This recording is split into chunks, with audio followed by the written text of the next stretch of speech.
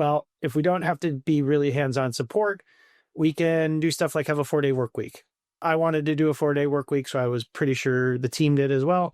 And it worked out splendidly for us. And there was really no material difference between the progress we made and the growth that we had when we just focused on those 4 days and enjoyed the rest of our time. Welcome to SaaS That App, building B2B web applications, the podcast where we share real-world stories, practical advice, and tech insights for those building or thinking about starting a tech-enabled business.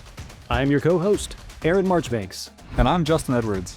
Each week we bring you the stories, strategies, and insights you need to build your SaaS or tech-enabled business smarter, not harder. Let's dive right in.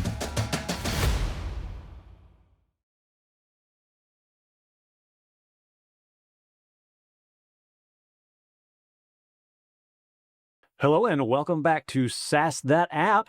With me a little less frequently these days, as we keep being like ships passing, is my partner in crime here, Justin Edwards. Justin, how's it going, man? I'm just here so I don't get fined. Revving up for the big Asia trip.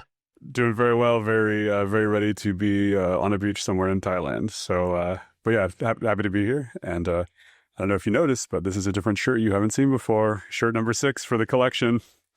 I love it, and I love the nicknames that our editors have come up with for us, Mr. Statement Shirt. Statement shirt, bow tie, and statement shirt. And today we are also welcoming to the show Tom Buchok. Tom is a SaaS entrepreneur, expert in scaling businesses, obviously in the tech space. He is principal at Reach Frequency, where he advises and coaches business-to-business SaaS founders on leadership and growth strategies and all kinds of stuff like that. Also the former CEO and co-founder of MailCharts, which is a platform that revolutionized the way e-commerce marketers optimize email campaigns. So after kind of guiding MailCharts through, like a decade or more of growth, innovation, Tom led the company to a successful acquisition by Validity Inc. in, I believe, 2022. And from bootstrapping that product to leading a successful exit, Tom has a lot of experience and lessons of the road, if you will. So we're excited to have him. Tom, welcome to the pod. Thanks, guys. Thanks, Aaron. Thanks, Justin. Happy to be here. Good deal. So we'll just kind of jump right in. Obviously, your career is long. It spans from well before MailCharts, but also up to currently coaching SaaS founders today. So what kind of sparked your journey into the world of SaaS, and what keeps you passionate about it and helping people in that space today? You know, I think in terms of passion, one of the things that these, particularly a bootstrapped SaaS business, provides is the ability to focus on, I think, on the personal side of things that matter to you in life. And that doesn't mean that it's easy or always smooth sailing, but when you combine technical skills, marketing know-how, whether that's with a co-founder or the founder themselves is able to slowly build a business, we're also able to really nurture other parts of our lives. And time and time again, I've kind of gravitated towards that way of operating. It's not necessarily the best way, but it's a way that certainly for me has been fulfilling to be able to spend time with people that I care about, as well as do stuff that's been really interesting, intriguing, intellectually stimulating. And so it's, I think the time and the place that we've all had our careers, that SaaS and being able to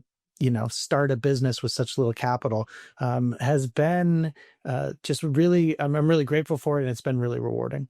Awesome. Was there something in particular that kind of tipped the scales away from actually being in or developing or working in a SaaS to helping other people who are trying to work through that space? Was that just like a natural evolution, or was it just like, yeah, I'm kind of tired of dealing with the building side and I want to work more on the people side? Most definitely being tired. I think, as I said, easy or smooth sailing are not words that I would ascribe to running even a great business that founders love and love running. I think that I have a lot of appreciation and respect for those of us, but those who are continuing to run their businesses. And after, as you mentioned, almost a decade with MailCharts, my next step wasn't immediately to jump into the next product idea or business. I think I've heard David Heinemeier Hansson say, my best idea that I have today is Basecamp. How could I don't know what else I would work on. So why would I not work on Basecamp. For me, I bring that up to say that I don't have a best next idea. What I do want to do is stay involved with the other parts that I mentioned that make starting, founding, running, scaling a business so rewarding. And for me, I had a really great coach through most of those years at MailCharts. His name was Clive Crooks. And Clive played an absolutely essential role in helping me keep my head on straight and kind of solving those battles between the ears and between our heads. So being available and being a companion or a resource for founders in a similar space is something that I really enjoy doing. And it also fits kind of the type of work that I want to do. So did you start on like a more traditional, like having a job early on in your career and then move into MailCharts, or were you directly, was that kind of where your journey started? Yeah, it's a good question. So I was a producer at an ad agency. So I was an interactive producer. And one of the things I think we can get kind of technical or kind of have some fun with the technical side of things on this, but is one of the things as a producer is at the time, a deliverable for us with clients was banner ads. And that through Flash banner ads, I would learn how to do a little bit of programming. At the backing language for Flash was something called ActionScript. I remember it well. Yeah, that's right. And later through, I left that job but I continued being kind of a freelance producer, but also being able to tackle some smaller projects. I got an opportunity to work at an ad tech company. So I was no longer building banner ads, but I was helping build tooling that produced those banner ads, if that makes sense.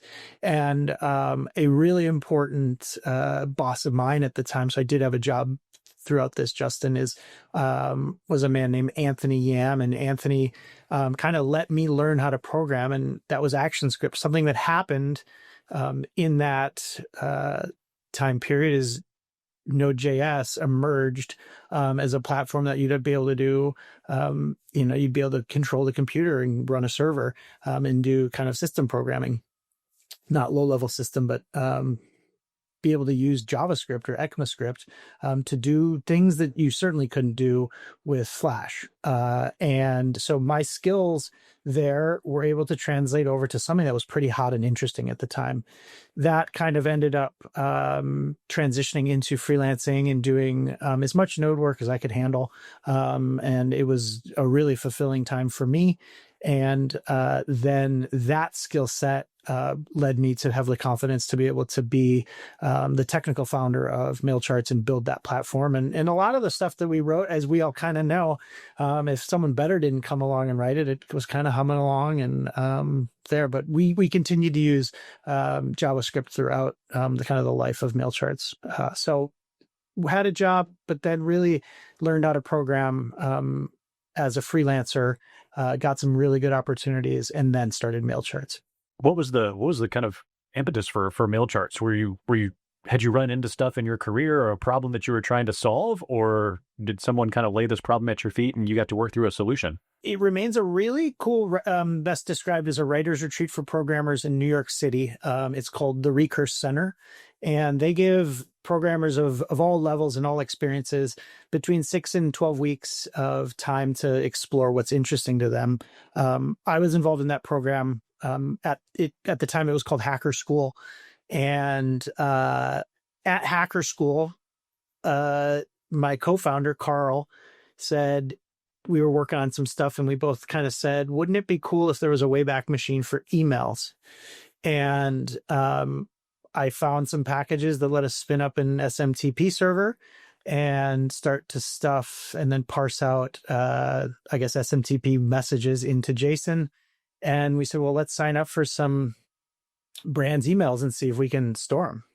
And that was really the main thing, is a Wayback machine for emails. And then from there, we received those emails. It kind of worked. And then we kind of more matured that business or that platform. And then said, will somebody pay for it? And then kind of continued that. Let's try and see how it works. Starting our company kind of within the walls of Hacker School, one of their core ethos is never graduate. And what they mean by that is always be learning, always be tinkering, always be exploring. And we carried that with us throughout on the technical side of the business. And we were open to, hey, let's see if this works. Let's explore. Let's push the boundaries. And so that was really kind of how the business started rolling. That's very cool. So what were, like, very early on, obviously it's, you know, it was kind of your all's idea, and you kind of birthed it from, you know, being able to, like I said, spin up some SMTP servers and such. But what would you say, was it a thing early on where you were like, okay, this is actually going to get some traction. This is going to be a cool idea. We are going to be able to, you know, perhaps sell this as a service in some way. Was that kind of like always the plan? Or was it more, you know, a kind of an educational task? It's like, can we do it? Let's just see if we can do it. Probably more the latter. Like we were interested to say, like, can we do this? Wouldn't it be cool if? And I deal with my clients today. People often frequently start business and say, wouldn't it be cool if I could pay my rent with this? I mean, that's really powerful. And I think a testament to a lot of hard work. If somebody can be making whatever rent is, a few grand or something, but then you said, wouldn't it be cool if, like, this was my full-time job and it could pay my salary? I mean, I'll spin a lot of plates, but I'd work for myself.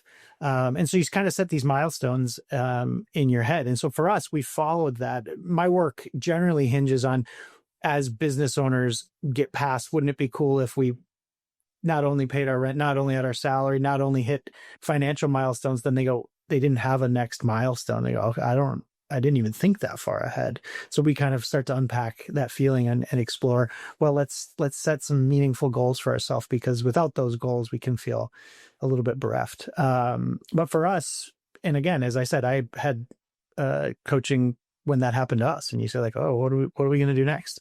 But for us, there was a very, let's see how this goes, and let's set some plans, but also be, I think, really appreciative of how difficult it is to make this stuff work out from the financial side. Aaron, on the educational side, I mean, 10 out of 10. If you build your own products, you can learn a lot real quick. If you don't learn a lot real quick, you're in trouble.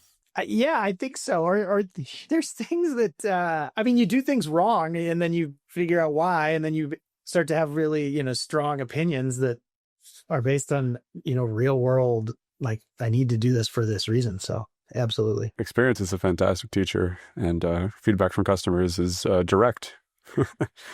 So yeah, makes a lot of sense. So it's kind of interesting. It sounds like, I won't say like stumbled your way in or accidental, but you kind of fell into mail charts over time, and then like building those milestones of like, oh, if like for anybody, like, can I pay rent with this, or can I, can this become my full-time job? Can I free my partner to join the business full-time as well? And kind of like stepping through that stair step. I mean, what was like the timeline to move through that progression for you and for mail charts? I want to say like 3-year chunks. So each kind of every 2 to 3 years, you're able to really kind of get past, I mean, I don't want to use the term plateau, but like the stair steps might be a couple of years in, 2 to 3 years apart. Which, I mean, if you look back on it, it seems kind of quick when you're in the moment. It feels really slow. I mean, relative to consulting, and I don't know how much of the listeners may have a contractor or a consulting piece of it where you're getting client work. There's a big rush as you renew, earn new business, ship a new project. That is hard to compare with some of the slow burn. The former CEO of Constant Contact, Gail, I forget her last name, Goodman, maybe, had the comment of the long, slow ramp of SaaS death. And we loved that because it was so much slower to grow your business at these like small MRR numbers, $99, $150, $39. And you don't get a real rush from it. But that over the time it compresses, and that's where those 2 to 3 years you look back and you go, oh wow, like we're at a new level, rung on the ladder, so to speak, in a way that kind of chasing that hamster wheel of consulting, you might have a big year, but then you got to kind of wind up and do it again. So I think for many of us that start businesses, that resonates, and that can be a compelling force to say, let's see if this works. Wouldn't it be great? Not only would it be great if it could pay you, but it'd be great to just kind of change the perspective of how I'm able to pay the bills and, save a little bit and go on vacation and stuff. I really like the point that you make about the different business models between consulting and building and running a SaaS, where consulting kind of feels like running around lighting bottle rockets, where you light it and then it has its moment and it's done. Whereas building a SaaS is more like getting a flywheel spinning or starting an engine or something, where it's like you're kind of building the machine that keeps running. You don't have to continue to run around and light bottle rockets. And you don't have to. I mean, you do, but you don't. And I think, again, kind of, I don't want to say there's a loneliness when you no longer have any bottle rockets to light, but you miss them. And you understand that there's definitely a little bit of a grass is greener. I don't mean to say that I would trade a profitable SaaS business for a agency, but I also would say that it's not quite as clear. And there are some differences that work better for some folks than other, depending on just how you're built and how you think. Do you see people who get hooked on the rush of being important and hooked on the rush of landing the next contract, and doing something that's a little bit like slower is hard for them to switch into? I think it's when things aren't going well on your SaaS business, feels like there's less levers to pull. And that would be something many people struggle with. So if there happens to be, and I can speak from experience, if you have a month or two of contraction or an extended period of contraction, there's not really this like quick thing that you can do to build pipeline we were a product-led PLG company. It's very difficult to just turn things around or build pipeline really quickly, because it takes time to navigate or to kind of point the ship in the new direction. That can be, I think, for not just some people, I think for everybody, when that happens, that can be like a bit of a punch in the gut, and you miss the days of being able to drive new business quickly, maybe even change your service offering or how you talk about yourself. The compelling part of a SaaS business, the resilience of it, is also means that the resilience is a byproduct of slow growth, and strong wood grows slow kind of mentality. When you are in a stressful situation where you want things to change more rapidly, I think you miss the consulting piece. We see that a lot too. I mean, it's nice to have I'll call it more steady, stable income that a product can support, but you also miss a lot of the things that can be fun or educational or interesting about consultancy work, where, it's one-off projects, but that brings its own stresses. I'm guessing also that there's probably, part of just the slowness and the nature of dealing with a product-based organization is too, you got to, when that happens, you get your retraction or you get some hiccup or bump in the road, you also then have to spend a good amount of time trying to identify why. Are we being beaten on our offering? Have we priced ourselves out? Are people not as interested? Is this more of a seasonal thing than I thought it was going to be, or something like that? And then I'm assuming once then you've identified, then you can make that next step forward or course correct, like you say, but it seems like a longer, slower process. It's longer and slower. I think like being able to identify the source of churn, or let's use churn as that example, can be a variety of factors. And frequently there's like a variety, it's like death by 1,000 paper cuts. And rather than some big item like, oh, we just need to change pricing here, there's a variety of kind of go-to-market, all-encompassing things that do take time and attention. And between founders, like our favorite thing is, even, and this is across any type of business, business partners talking about pricing, how to price contracts or price your software, is like this highly intellectual comment back and forth, like feels like there's never a conclusion discussion.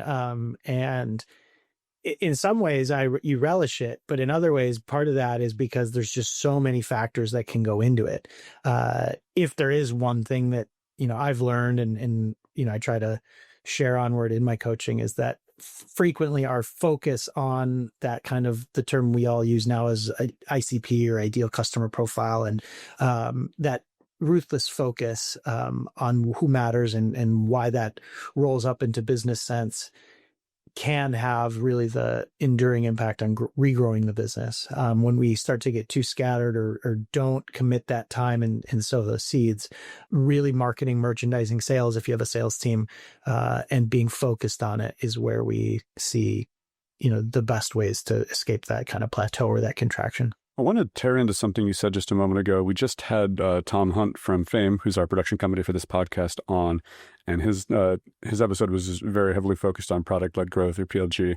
Can you speak a little bit to how you use PLG and kind of, I guess, how MailChart's used it, and then kind of how you conceptualize that? Yeah, so for me, just to make sure that definitions are lining up, product-led growth for us meant that we were able to get users to come inbound, and then the product itself would convert users to customers. And many people may do that through a trial, and there's some window of time, and then they convert. For us, it was a freemium model where there was a free tier, and then you would get blocked functionally from doing the paid feature or the paid part of the application. And so, assuming that definition works for PLG, we made a really conscious effort to be a PLG company. Part of it was personal. We really believed in the pathway, the slower growth pathway of PLG, in some cases, but because we wanted to have less support tickets rather than more. And if we have a sales team that is pushing deals, which is great, revenue is great, we may find that we have to manage to make sure what's sold is compatible with what's built. And if there's some dissonance there, oftentimes that will get compressed onto the support team who helps smooth that over. Salespeople do a really great job with that. And the best salespeople are able to find a way to sell the thing that exists to the new customer without increasing support burdens. But it's not always the case. So for us, PLG represented an opportunity for us to be really good at product in such a way that people could upgrade from it. They could try it indefinitely through the freemium and really reduce our reliance on needing a lot of support. And so for us, that was a huge benefit. We also wanted to be able to focus more of our time on marketing than sales. And when I say time, I kind of mean money. So I wanted to see my P&L with a heavier marketing budget on acquisition, but without having to really get into the nitty-gritty of sales. I do feel, Justin, one of the things I believe is at some point, a PLG company introduces a sales-led model or becomes a sales-led model. There's some, that's part of the future. And for us, we did have a tier that you could talk to me and buy it, but we over time ramped that up more expensive to limit the amount of hands-on time that any of us needed to handle. Why do we want to do that? Well, if we don't have to be really hands-on support, we can do stuff like have a 4-day work week. I wanted to do a 4-day work week, so I was pretty sure the team did as well. And it worked out splendidly for us. And there was really no material difference between the progress we made and the growth that we had when we just focused on those 4 days and enjoyed the rest of our time. That gets a little bit trickier when we've got, timelines and deals that are out of our control. And we would want to really respect if you've got sellers who have skin in the game for deals to close, if you've got renewals that are on a specific time frame, you really want to do well by your customers. So for us to model it in that particular way allowed us to do it. I bristle a little bit at the term lifestyle business, but it is what it is, to have a little bit more of a lifestyle component. So in exchange, we had we would be doing little things like trying to find those seams in the application where there'd be the best chance for an upgrade, understanding minutia about the customers. And it frequently wasn't the craziest feature that we would latest release. It was something small like, charge for when they want to download and export an image rather than we spent a lot of times building. The name of the company was Mail Charts, and we wanted to have good charts, good reports. For us, we noticed that access to the data, the raw data, was probably much more valuable than the hard work that we did on the charts was secondary to a PNG that the customers maybe weren't able to get a 500 pixel length PNG because it's just trickier to do full image unless you know some scripting or something. So does that make sense? It does. I wanted to put a highlight on something you said, which is that like, if we have a lot of people, I won't say it that way. I'll say that there's a trope or kind of like a thing that everybody knows about launching a software company and being an entrepreneur, where you need to have an entire team who are all working 100 hours a week, and you've got to be moving as fast as possible and a breakneck pace. And once you get to your big break, then you can take time to relax. And I just love having someone come on and talk about building something with a focus that wasn't that. It's like, no, we wanted to have it sustainable. We wanted to not have a lifestyle component, but like just have it be more with a focus to creating a chill place to work that people wanted to hang out at, as in addition to also building something great. So I love that. Other thing is, this year pricing is a big topic for me and kind of a research area for me. So you just said a bunch of stuff that really made me interested. One of which is, it sounds like you had a dual funnel. So there was a tier where someone could have this more kind of hand-holdy experience for a different price point. And then you also said that there's a freemium model. And so the two questions I had, which, did you have a very clear distinction between who was going to be a great free forever customer and then who was going to leave freemium and move into, like, was that a different population of people that it was easy to identify? And the second question is, if my classification of a dual funnel is reasonable, kind of what were the different characteristics between the people who kind of did the self-onboarding, lower touch sales process versus the ones who could access, like you, for example? Good question. I can answer that, but I want to say that like we weren't particularly focused on that enterprise level. So it would make us sound more like, I guess, better than we were to say the dual funnel. We were really focused on that self-serve customer, and we created the enterprise tier just to be more focused on the self-serve customer. Identifying someone that signs up with like a Gmail app or a Gmail domain, and discounting them as not a good fit prospect is really difficult to do. My experience was that you could probably know if somebody signed up with like, madeofmoney.com, that they're going to, whatever, toms.icp, that would work for you. But it turns out that like, that's someone to target is what I mean. It turns out that there's like a really valuable, rich, long tail that could be stuff that that's just completely unknown. And in the digital marketing world in particular, there's like a little bit of, I think, a sobering realization is like, even though we can track everything, we still don't know. Like, we have to have faith and we have to do good marketing. We want to be responsible and prudent, but there is a piece of the old saying, I know 50% of my marketing or advertising is working. I just don't know which 50%. Even in digital, when we track stuff. So my experience was we could have people coming inbound who ended up being really great customers that I had no idea. So I think that's your first question is like, did I know the difference between someone who was a free forever, maybe a student? And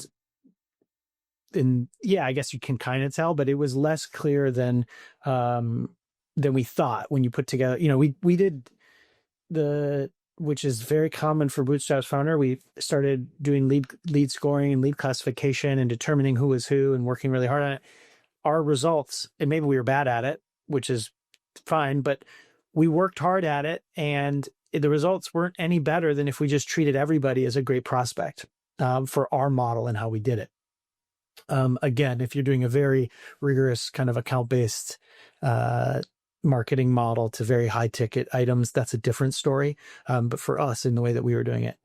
Justin, you asked about if there was some way to determine who was going to be a self-service customer or an enterprise customer. This is where I say that a sales-led motion is in every company's future. If they're going to get big enough. Bigger companies buy in different ways. And there's more checks and balances. And I don't know if you guys see this, but, and I assume you do, is when companies start talking about SOC 2, when they start looking at any type of specific back and forth feedback that couldn't conceivably be done in a self-service model. And this is just on the InfoSec side of things. That speaks to you and you say, well, this customer is going to buy in a different way than the self-service customer. And that happens. There's not even a discussion about encryption of a SSL connection and how that is still secure. And it's just a very rote, like, this is the documentation that we need to have. So that customer is you're going to treat them differently. Teams are going to buy differently. As your customer starts to be distanced further and further from your actual consumer. So there's a team using the app, but then the boss's boss's boss has the budget and is authorizing it. Talented and well-managed sales teams will understand that process, understand how to make the buyer feel good, and while kind of expanding and understand and presenting to the people who will actually use it. Those are probably just two examples, but how they're used to buying software and how that process typically looks for larger organizations who have more seats or have bigger needs, their buying behavior is going to become much different. Not always, but in certain cases to that self-service customer. And you can see it again on like the security audit or it comes up right away. And if the three of us have a business and we're charging $149 a month to a team that we've never spoken to and a team that we've got to do a SOC 2 thing for, it becomes pretty clear. And again, that's just one example, but. And sorry for asking repeated questions, Aaron. I got one more to dig in on, and then I'll let you get yours in. So I really like what you said about making the buyer feel good and then having a product the people who actually use it love. Do you have any tips, tricks, recommendations for folks who are in that situation? Maybe folks who are working in a situation where they're going to be marketing exclusively to people where the buyer is not the user of the product? Oh, that's a good question. I don't work or think very much about that scenario today or with MailCharts, my previous business. And again, this is where the collateral material is a bit different. So when we talk about features and benefits and try to sell the product, that potentially speaks more to the user of the application. When we start looking at the buyer itself, it depends a bit more. But I think Justin, I don't have a specific one size fits all recommendation of that. I think when we see that scenario, understanding that those are two different audiences is important. A lot of times that manager who's not using the application, their goals are to streamline their teams, whether it's direct reports or something further down the staffs. They want to streamline their workflow. And then they're also going to have specific budget constraints or budget opportunities for a given company to explore and to understand. And so there can be contraction or expansion at that level that's going to come from showing how the consumers have used, how the users, but the staff is using the app, their reliance upon it. So if the staff is reliant on it to do their job, it makes your renewal or your upgrade to a paid plan much more straight line, because software is going to be far cheaper than people. And managers absolutely understand that. And so if we're making the job easier for human resources, human people, I mean, people are human. They're like cool, normal. It sounds weird to say this, but software is a really powerful lever for productivity and for people to do a great job. And so if you're providing that solution and a manager is able to understand that, it becomes a pretty clear ROI positive when they look at the resourcing for their budgets or what have you. I hope that is at least somewhat of an answer for you. No, it's great. It's a very tricky, very self-serving question. I'm working with a project right now where the buyer is not the person who uses it. And so the marketing for this, I feel like I'm talking to two completely distinct people, both of which have skin in the game. And that makes your marketing kind of bifurcated. And yeah, I'm not a marketer, or I don't have that background. So it's been challenging to provide advice and to do a good job. So it's a self-serving question. Thank you for the answer. I do appreciate it.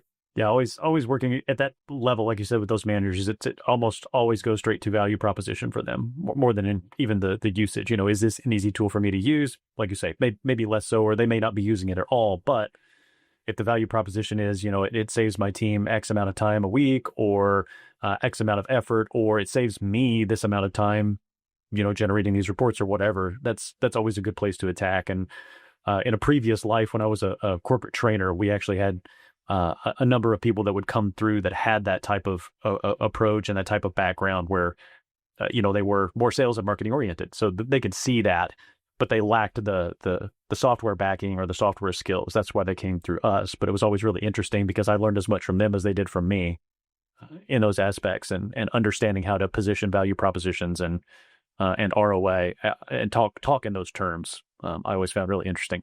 One of the things I wanted to come back to, because I love this notion of your I'm going to call them mainline customers. Your the freemium models, the ones that may take a step up or two in tier or something like that, but still remain more low touch, but low touch because you've made a good product that's easy to use and they don't have a lot of questions or support needs necessarily. That stayed your focus.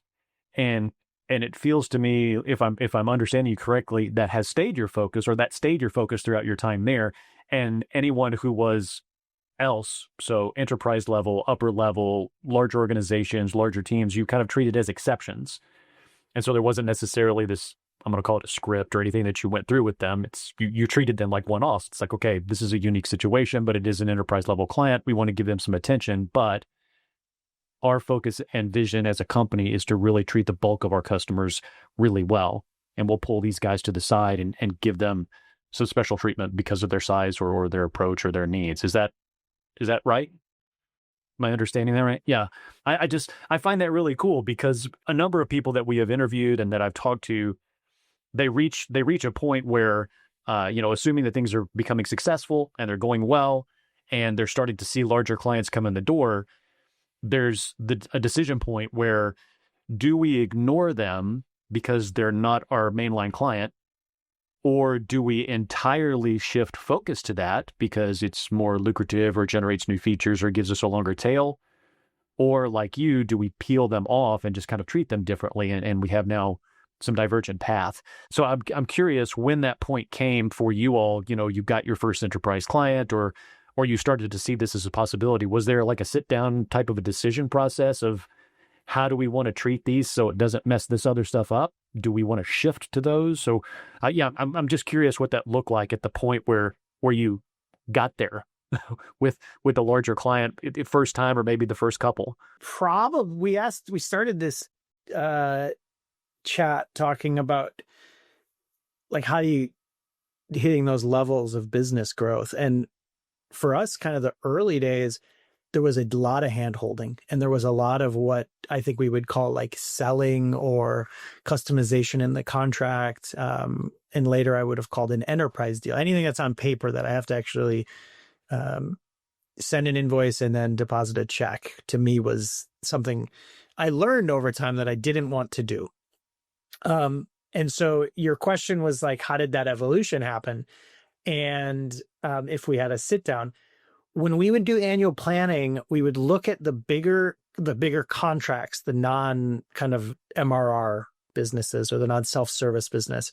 And we would have these kind of like heady discussions on actually writing down some of their value just based on like, do we think they're going to renew? And it was like, they always renewed, they renewed at an acceptable rate, but it was kind of like frustrating because we were just dealing with this thing. It's like, I don't know. And they represented, and it wasn't an alarming percentage of the total take, but it was like, we're like planning against this thing, writing it down.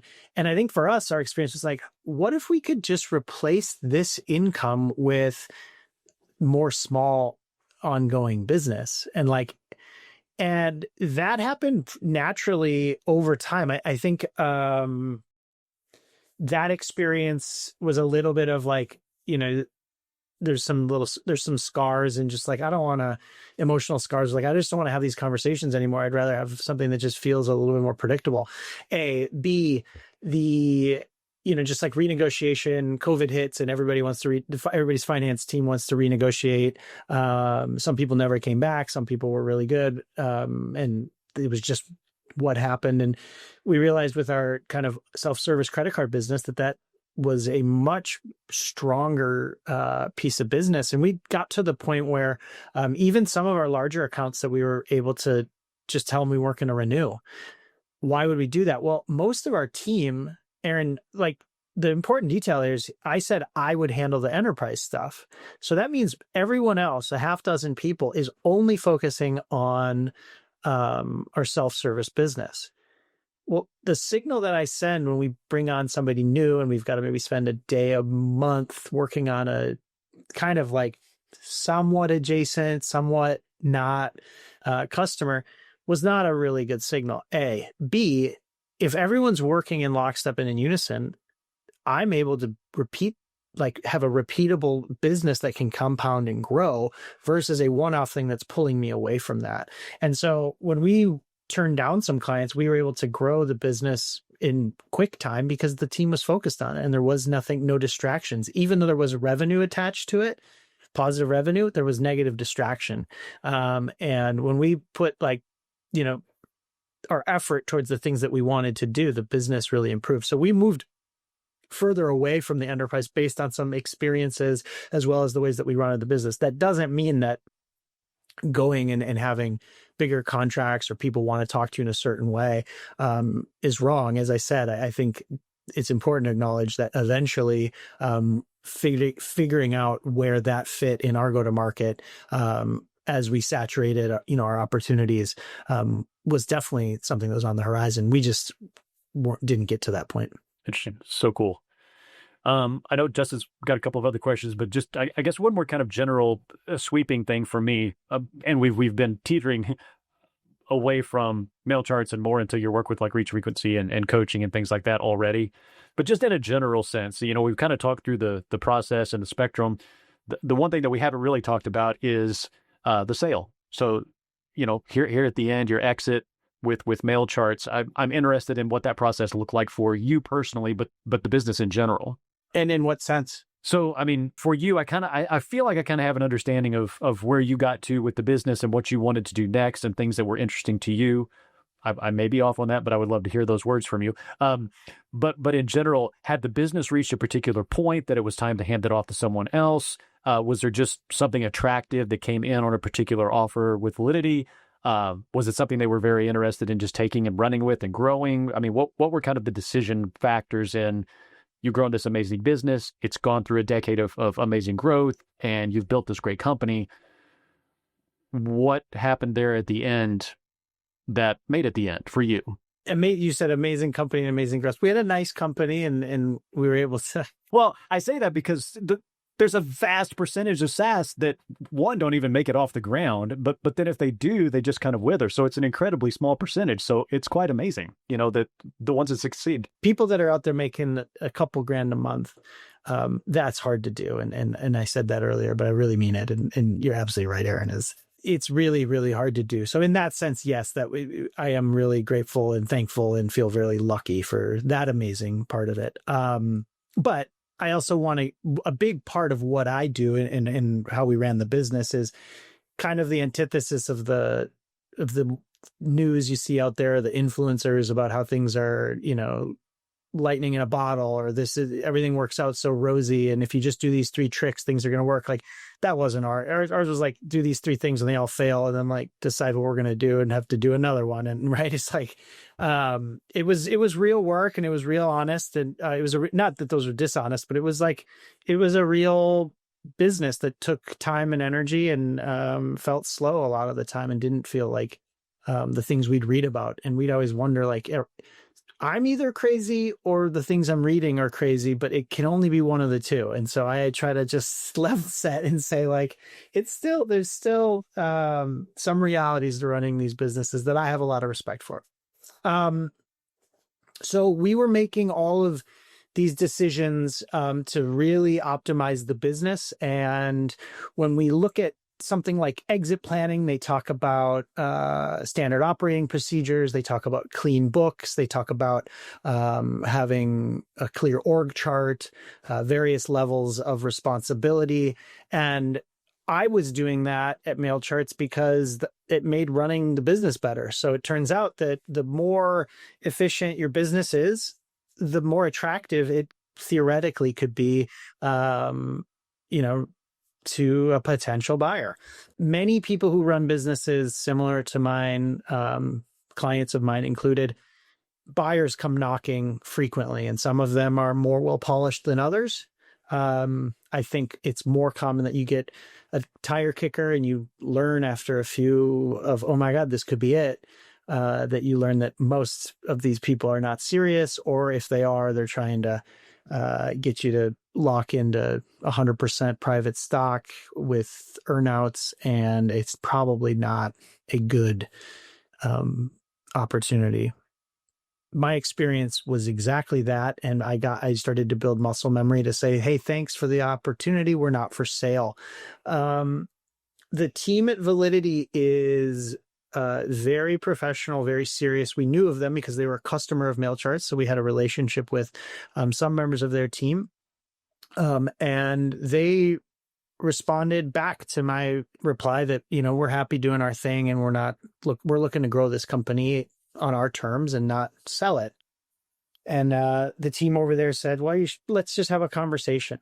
And they were, from start to finish, very prepared, very serious. You hear horror stories about due diligence being extremely painful. You hear horror stories about people retrading on deals. You hear stories of any number of things. I don't share any of that. I was very fortunate to be working with a partner on the deal that was aware of things that I might need, was very in tune and sensitive to how I felt about the team culture.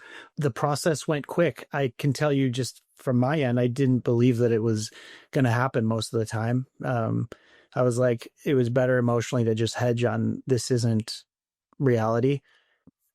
The best advice I can give to anybody running a business is that helps you quite a bit during an acquisition process, because for me, the status quo was running my company. And if that was what I continued to do, I had put myself in a position I really enjoyed it. So after you sell a company, the one thing they don't tell you is you don't have a company anymore. I guess they do tell you that, but they don't tell you don't have, and I miss that. And I think that speaks to why I'm doing what I'm doing now, as I get to work with folks who have a company and can use a little bit of advice or a little bit of a, shoulder to lean on, but functionally they've got companies, and I really want to let them know how much I enjoyed that, loved that, cherished it. But again, for me, it was, I felt pretty good about my plan B, which was to keep doing the thing that I loved. And the Validity team was aware of that and was, again, there wasn't a lot of any confusion. And it was a very serious, very professional, very well run, as far as I can tell, operation on the buyer side as well. They were germane to our world.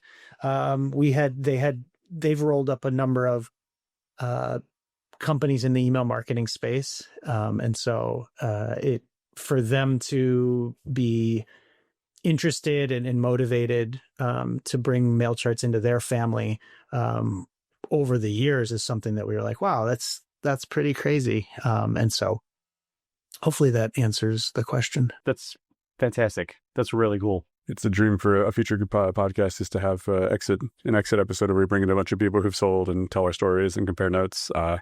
So I'd love to have you back for that if you're open to it. Yeah, absolutely. People love people love the exit stories. For me, the biggest thrill was running the team and seeing people succeed. It was like, you'll hear Rob Walling. I mean, his talk he gives is like when he sold Drip, it's like the bank account number was bigger, but everything else was that was the only thing that was different. It was just a number. It was just an integer. I think that can come across as a little bit confusing for folks. But the point being, like, emotionally, as people, it doesn't really, it's not quite as thrilling as some of the other parts of running a business or having a company. Yeah, I think that's one of the reasons I'm interested in it, is like there's just not a terrible ton of people who've been through that. And then I think like there's a lot of people who are chasing that moment. And I think talking to people who've been there and can kind of shed some light on it, it's just it's an interesting take. Exit Strategy, which just came out from Rob Walling and his wife, Dr. Sherry Walling, is fantastic. Just finished reading that a few weeks ago.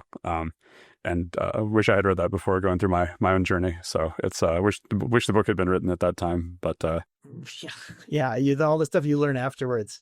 Yeah, along with pricing the exit and setting up for exits and the emotions related to post exit are all top of mind for me this year, just as in my own personal series of autodidactness. Since you brought up Rob Walling and we're coming to the end of our time here, I did want to mention we kind of got connected via MicroConf where we were both members and participate in that.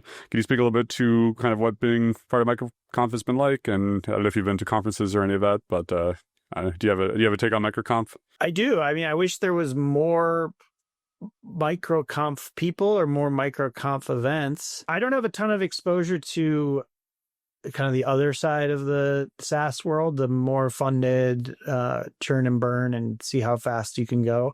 I've been largely either working for myself or had a bootstrapped company. I had another small one prior to MailCharts, but and seeing the work that the MicroConf team does to be a resource, be a community, inspire, and provide guidance to bootstrap founders is really important. I found them really late when I was running MailCharts. It didn't have much of an impact on that. And it's only been since that I'll read something or I'll listen to a podcast occasionally, and I find myself just nodding my head and saying like, yeah, that was my experience. So, like, there's things that could be quantified and explained through numbers. There's other things that any of the speakers, the guests on the show or people that in the community can talk about that's more of a qualified just feeling. And I say like, yeah, that is true too. So that's a place that I like to hang out. I like to see people doing great work. I just sent a note today to someone that I think is going full time on their gig. It was kind of a side hustle, or it was that they were growing it while they had their full time gig. And that's the type of energy that I'm really excited to see. So I've been to a few events. I'm actually going to be going out to, depending on when this pod is released, there's a MicroConf Europe in Istanbul. Yeah. At the end of, are you guys going? Oh, would love to. Unfortunately, no. Okay. I had a different trip booked when they released, or at least when I became aware of when and where it was going to be. I was already on a different trip to Asia, actually. But yeah, Istanbul is going to be amazing, and yeah, I'm super excited to go to my next one the coming year.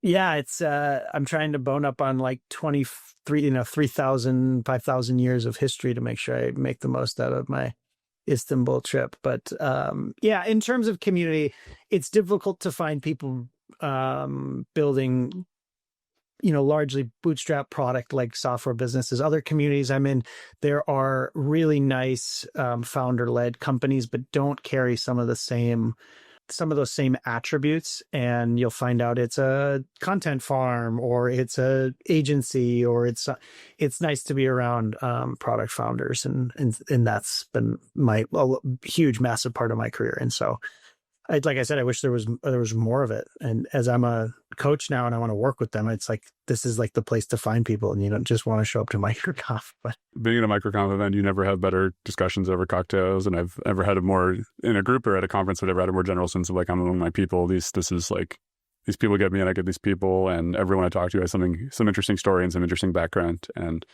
that shouldn't be as rare as it is, but MicroConf is an absolute gem for providing that. And I'm with you. I think there should be more of it. You notice it when you're not around it, I think is where it's, we were talking in the pre-show about like learning to scuba dive in a really amazing scuba dive place, but you didn't know it because you were just learning. And then you look back and you're like, oh, that is a great place. Same thing with MicroConf. You're in that community, and then maybe you'll go somewhere else and you'll realize, oh, this doesn't have the same feeling. I want to go back to amazing MicroConf and where it's more, again, all those words I said, nurturing, educational, focus, supportive, for the things that matter. Rob starts every conference I've been at with a picture of his family. And I think as a full circle, you guys asked kind of, why did I start this? It wasn't lip service to that photo that Rob does. It was the other way around. It was quite literally, I wanted to start a company that allowed me to see friends and family and embrace that part of my life. MicroConf says, hey, you're going to learn a lot here, but before we start, I want you to know, like, this is why a lot of us do it. And I think that's unique, and that's worth saying every time that they start those, because that's a big deal for the types of folks that go there. So I hope that makes sense. Absolutely. I couldn't echo what you said more. And big fan of MicroConf, so I'm glad I got connected with you via that. wanted to thank you for being on the pod. You've been absolutely insightful. We've gone over our time because the conversation was so good, which is just great. So thank you for being here. Where can people connect with you and your coaching and your services if they want to? My website is buchok.com, spelled Buchok.com. It's buchok.com. Or you can email me, which is tom@buchok.com, tom@buchok.com. Don't really spend too much time on LinkedIn or the X blue skies of the world. So directly that way is best. Amazing. Thanks so much for joining us, Tom. And excited that, super excited to have you on. It's a really great conversation. Thanks, gentlemen. Absolutely. And a special thanks as always to our listeners. If you like what you're hearing, have ideas for the show, or just want to tell us what's on your mind, throw a review our way. Subscribe if you are so inclined, and we will see you all next time on SaaS That App. Thanks for cruising along with us on SaaS That App. We hope you grabbed some insights that were inspiring, actionable, or at least entertaining. If you enjoyed the show, don't forget to subscribe and leave a review. Until next time, keep building, keep growing, and keep those apps sassy.